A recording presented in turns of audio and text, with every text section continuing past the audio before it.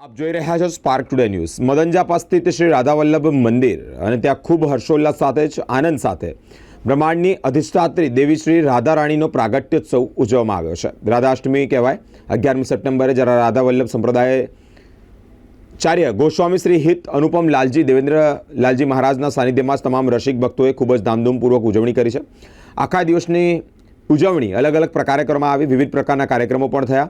ધ્વજાપૂજન, જન્મોત્સવની વધાઈ, ગાન, ભજન, કીર્તન અને આનંદ પણ માણવામાં આવ્યો। સાથે જ નિત્યસિદ્ધિ એજ્યુકેશન ટ્રસ્ટ દ્વારા આંખની તપાસ કેમ્પનું પણ આયોજન કરવામાં આવ્યું હતું। સૌ જે ભક્તો છે તેઓએ પણ લાભ લીધો હતો।